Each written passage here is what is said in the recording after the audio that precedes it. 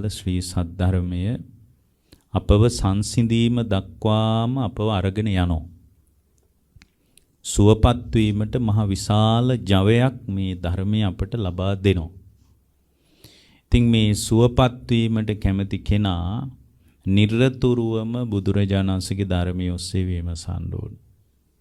ඉතින් මේ ධර්මය ඔස්සේ විමසා බලනකොට පුද්ගලයා තුළ ගොඩනගෙන්න අවශ්‍ය ඊටා සුවිශේෂ දේ.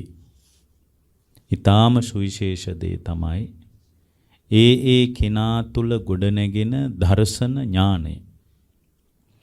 ඒ දර්ශන ඥානය නැතුව අපට කවදාකවත් අවබෝධය කරා යන්න පුළුවන් කමක් නැහැ. දැන් උදාහරණයක් විදියට ඔය පින්නතුන්ලාට සිද්ධ වෙනවා තම තමන්ගේ ජීවිතය තුළ භාග්‍යවතුන් වහන්සේගේ ධර්මයට අනුව විමසා ගන්නවා නම් ධර්මයේ අනුව ජීවිතේ දකිනවා නම් ධර්මයට අනුව සංසන්දනය කරලා බලනවා නම් ඔබට ඔබේ ජීවිතය තුලම පරමාර්ථ වශයෙන් සිද්ධ වෙන දේ ඔය පින්නතුන්ලාට දකින්ටයි තියෙන්නේ. වෙන දෙයක් ඔය පින්නතුන්ලාට නැහැ. ඔය ඇත්තන්ගේ ජීවිතය තුලම දකින්නයි තියෙන්නේ. දැන් උදාහරණයක් විදියට අපි ලෝකේ තණ්හා කරන්නේ අපේ සිතට බව අපි දැන් මේ දේශනා අහලම දන්නවා. අපි තණ්හා කරන්නේ අන් කවර දෙයකටවත් නෙමෙයි. අපි තණ්හා කරන්නේ අපේ සිතටමයි වෙන දෙයකට නෙමෙයි.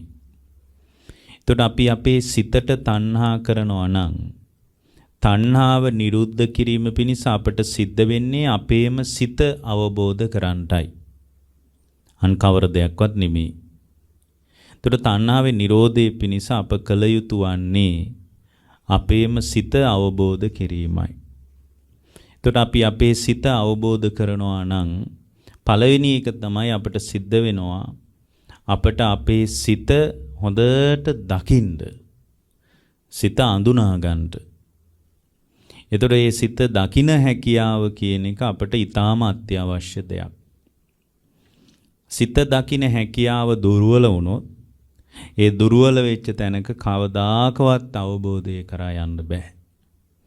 එතකොට මේ මූලික වශයෙන් ශ්‍රාවකයා තුල ගොඩනගෙන්න අවශ්‍ය මූලික දේ තමයි තමන්ගේම සිත අවබෝධ කරගන්න එක. ඒතොර අවබෝධ කර ගැනීම පිණිස ඒ පුද්ගලයාට සිද්ධ වෙනවා විවිධ ක්‍රියාමාර්ගවලට යන්න. ඒ පළවෙනි එක තමයි බුදුරජාණන් වහන්සේ මේ සිතේ ක්‍රියාවලිය සහ මේ සිතකට උපකාර ලැබෙන අනුබලය පිළිබඳව වදාරද්දී අපට අනුදැන වදාළ බොහොම ලස්සන දෙයක් තියෙනවා. ඊටාම අසිරිමත් දෙයක් තියෙනවා. ඒ භාග්‍යවතුන් වහන්සේ අනුදැන වදාළ අසිරිමත් දේ තමයි ඊටා සුවිශේෂ දේ තමයි පින්වත්නි අපි අපේම සිත අපේම සිතින් දකින හැකියාව. එතකොට මේ හැකියාව කියන්නේ බුදුරජාණන් වහන්සේ දුන්න දෙයක් මිසක් අපි තුල ස්වභාවයෙන් මතුවෙච්ච දෙයක් නෙමෙයි. මෙච්චර කල් අපි මේ සසර යන්නේ මේ දීර්ඝ සංසාරේ ඉපදී මෙරි අපි යන්නේ අපිට අපේ සිත අවබෝධ කරගන්නට බැරි වෙච්ච නිසා. අපිට අපේ සිත අවබෝධ කරගන්න පුළුවන් වුණා නම් අපිට කවදාකවත් වරදින්නේ නැහැ. අපිට කවදාවත් වරදින්න විදියක් නැහැ. එතකොට අපි අපේ සිත අවබෝධ කරද්දී සිත අවබෝධ කර ගැනීම පිණිස යන ගමන් මගේදී යන ගමන් මාර්ගයේදී අපිට තියෙන්නේ අපේම සිත දකින්නයි. එතකොට අපේම සිත අපිට දැක ගන්න බැරි වුණොත් මොකද වෙන්නේ? අපිට සිත අවබෝධ කරන්න පුළුවන් කමක් නැහැ. එතකොට පළවෙනි එක තමයි අපි සිත හොඳින් අඳුන ගන්න ඕනේ. එතකොට මේ අඳුනා ගැනීමේ දිගුවක් විදියට තමයි අවබෝධ කිරීම දක්වා අපට යන්න වෙන්නේ. එතකොට මේ අඳුනා ගැනීම කියන එක ඊටාම වැදගත් දෙයක්.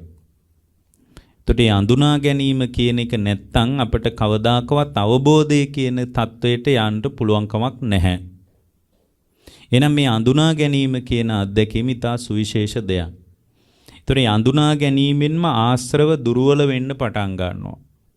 අපිට තියෙන්නේ අපි මූණ දෙන අත්දැකීම තුළ ආසන්න වශයෙන් අපිට අභියෝගයේ විදියට පේන්නේ දිට්ඨි ආශ්‍රව ටික.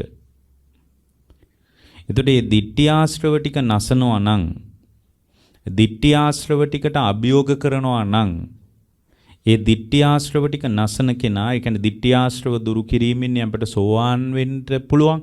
ඉතින් සෝවාන් වෙනකොට තමයි අපි තුල තියෙන රළු නීවරණ ටික කැඩිලා යන්නේ.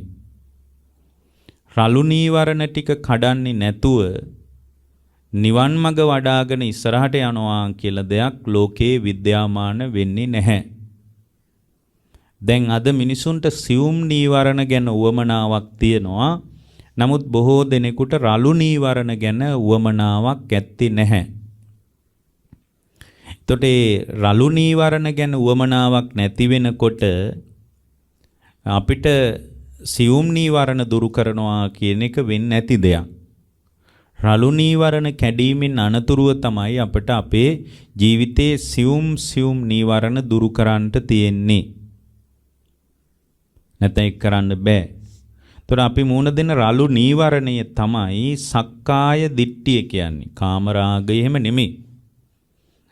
ඊට පස්සේ පින්වත්නි අපි තුල ගොඩනැගෙන මාන්නේ රළු නීවරණයක් නෙමෙයි. අපි මුණ දෙන රළුම නීවරණය තමයි සක්කාය දිට්ඨිය. එතකොට සක්කාය දිට්ඨිය දුර්වල වෙන ආකාරයට අපි සක්කාය දිට්ඨිය දුර්වල වෙන ආකාරයට අපි ආශ්‍රව කඩලා දානවා නම් අපිට මුලින්ම තියෙන්නේ අපිට අපේ සිත දකින්න හැකියාවයි. සිත අවබෝධ කිරීමේ හැකියාව ගැන එහෙම නෙමෙයි මේ කියන්නේ. සිත දැකීමේ හැකියාව ගැන.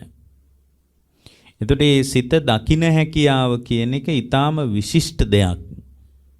සිත දකින්න හැකියාව කියන්නේ ඊටා වැදගත් දෙයක්. එතකොට සිත දකින්න හැකියාව කියලා කියන්නේ අපිට අත්‍යවශ්‍ය දෙයක්, අපේ ජීවිතයට උවමනා කරන දෙයක්. සිත දකින්න හැකියාව කියන එකෙන්ම ආශ්‍රව දුර්වල වෙන්න පටන් ගන්නවා. එතකොට සිත දකින්නකොට අපිට පුළුවන් අපේ සිතේ ස්වභාවය දකින්න. අපේ සිත එක එක වෙලාවට එක එක ස්වභාවයන් ගන්නවා. එක එක ස්වභාවයන් ගන්නවා. හැබැයි ඒක ආවේනික තත්වයක් විදියට අපි පිළිගන්න හොඳ නැහැ. සිත තුළ විවිධ ස්වභාවයන් මතුවෙනවා. ඒ විවිධ ස්වභාවයන් මතුවුණාට ඒ විවිධ ස්වභාවයන් අපේ ආවේනික තත්වයේ විදියට අපි කවදාකවත් දකින්න හොඳ නැහැ. සිතේ විවිධ ස්වභාවයන් මතුවුණා වේ.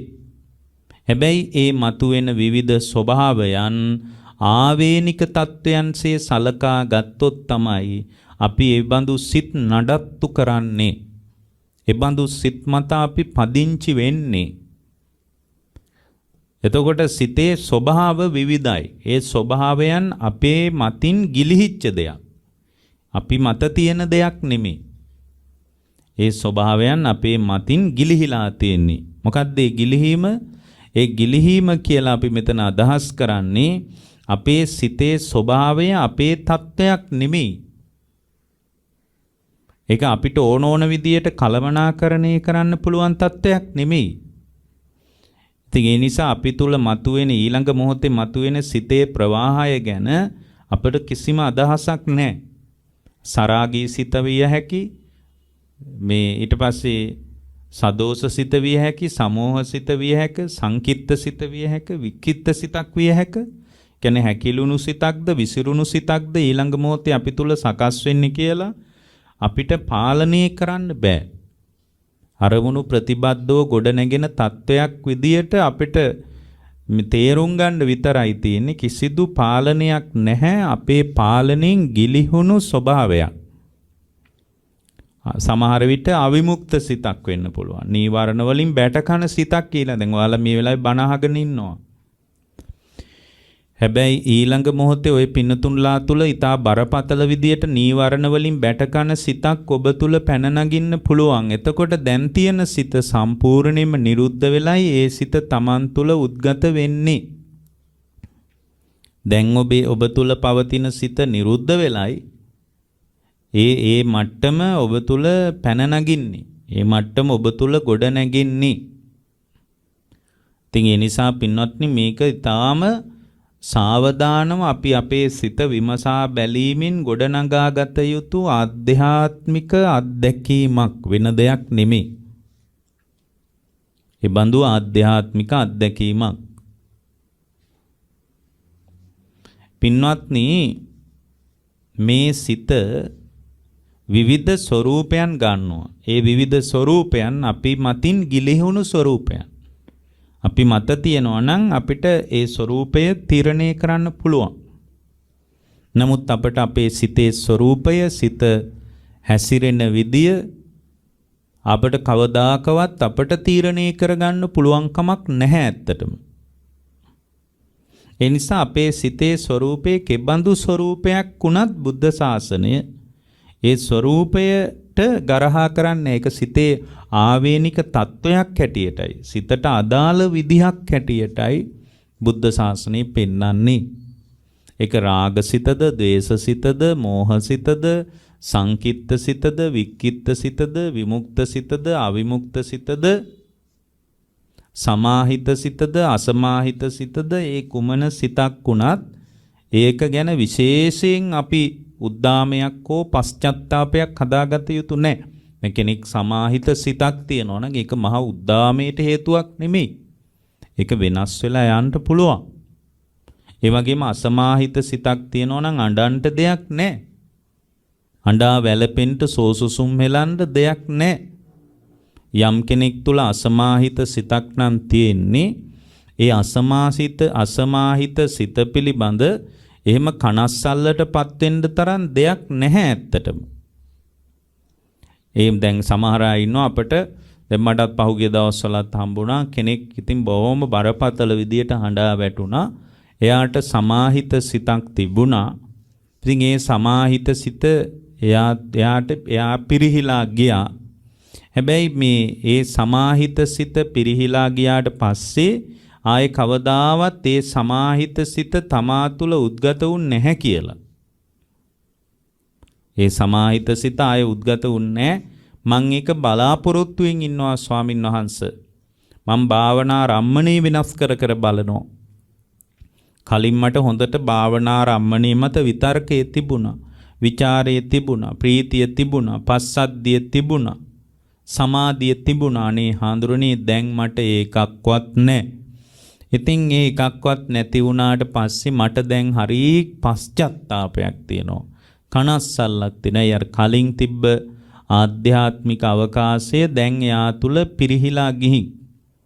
එතකොට ඒක තමයි සිතේ ස්වභාවය. අනාත්මයි කියලා බුදුරජාණන් වදාළේ මේක තමයි.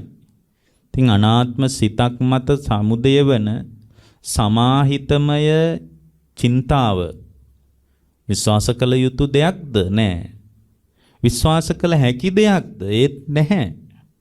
ඉතින් එයා අඬලා වැළපිලා සෝසුසුම් හෙලලා කිව්වේ අනේ මට ඒ සමාධිමය අත්දැකීම දැන් නැහැ කියලා. ඉතින් ඒ සමාධිමය අත්දැකීම යාට දැන් නැහැ කියලා. එයා දුක් වෙලා වැඩක් නැහැ. අඬලා දොඩලා වැළපිලා වැඩක් නැහැ. එයාට ඒකෙන්ම සිත අවබෝධ කරන්න පුළුවන්.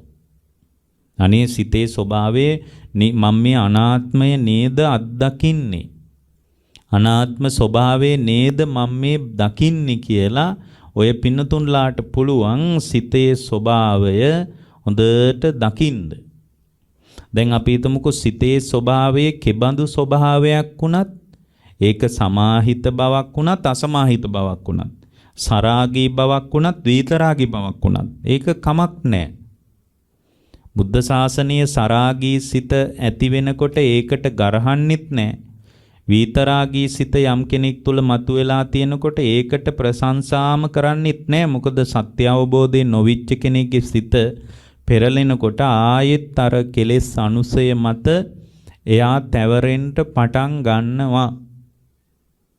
කෙලෙස් මත එයා තැවරෙන්න පටන් ගන්නවා.